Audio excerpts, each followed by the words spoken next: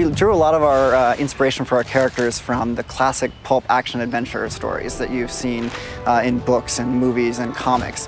One of the hallmarks of this genre is the fact that you have a very relatable hero who's kind of an everyman. All of the heroes are really recognizable human beings with all of our strengths and flaws. And we figured out that that was something very important for helping audiences connect with the character. This is finally it. It's not just the fact that you have chases and gunfights and a heroine and all this other kind of stuff. It's the fact that the characters are real people. They can make mistakes, but be heroic. Nathan Drake is our hero, and he's the kind of guy who knows how to handle himself in a tight situation. But he's really just a guy in a t-shirt who finds himself in a difficult situation and has to rely on his wits a lot to save the day.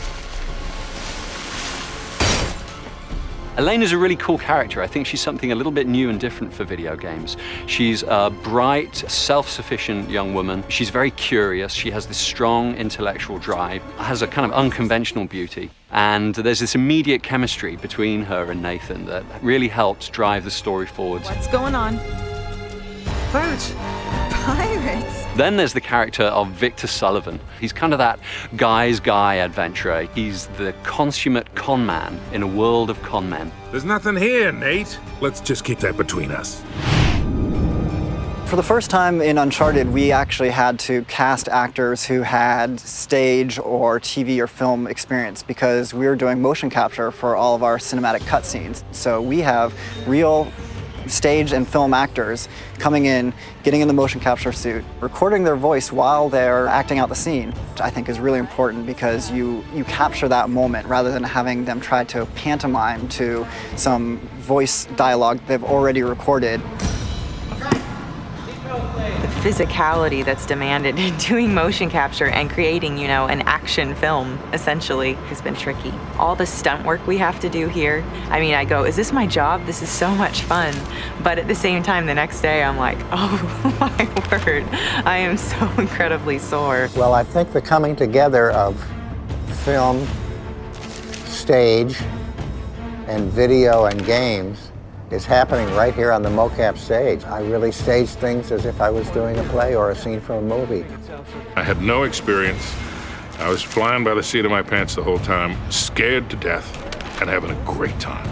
You know, in front of a camera for film or for TV, you've got a set, and the other actors that are there with you are in their costumes. Here, you all look very silly. You look like you're wearing a wetsuit with dots on it. And so it really requires you to exercise your imagination even more.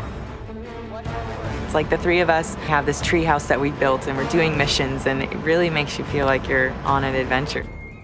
I have a 7-year-old little boy who asked me, Dad, what do you do? And I said, well, you remember when your buddy came over the other day and you guys ran around the backyard and the clubhouse became a pirate ship and you were jumping off? And he said, yeah. I said, that's what I do. The hell?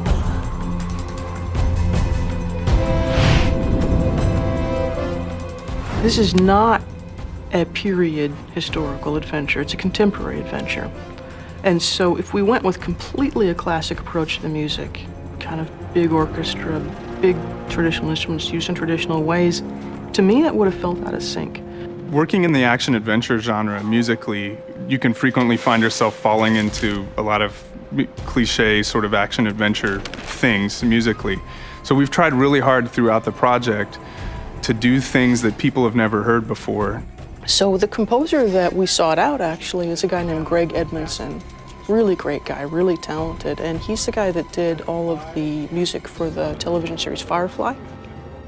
The way he was able to take unexpected instruments and use them to sort of support the story in this adventure, I thought, well, here's a guy I think who could get what we're after. Because you were on this island and you did not know where you were, and you were searching for something primitive, they thought this would be fun to use unusual instruments that don't get used a lot, and to use things that we do here, but not to use them in a normal way. And that sounded really intriguing to me. I like that kind of stuff. You can get all sorts of strange, unusual, weird ethnic instruments and play them in any number of ways, and it's just fun to do.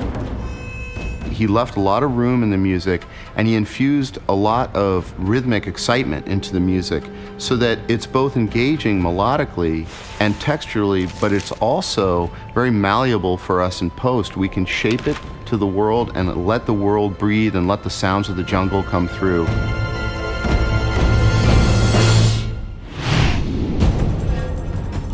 One of the things we try to do with each game we create at Naughty Dog is make it a technical showcase for the PlayStation hardware.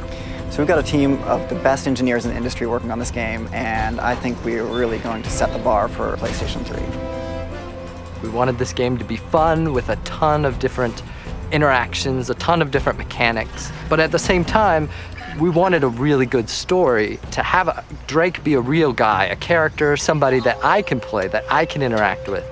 That was the goal, and that's what we accomplished. We've created a contemporary action-adventure set in the real world. It's not a fantasy game. It's very much rooted in the reality that we all know. And yet, we really recapture all the romanticism in the original sense of telling a tale of heroic actions. So all of this stuff is really coming together to lend an incredible reality to our player character that I think audiences have really connected to. I think there's a huge value in going outside your comfort zone. You just don't go right to the obvious. Now, it makes everything much harder, but in the end, it's all worth it. Get something that people haven't seen before. I'll be damned. I'm most excited about how fun it is to play and how you just lose yourself in the environment and the world that we've created. You know, I mean, when you pick up that controller, it's really easy to have fun, to be powerful, and feel like you are the action hero.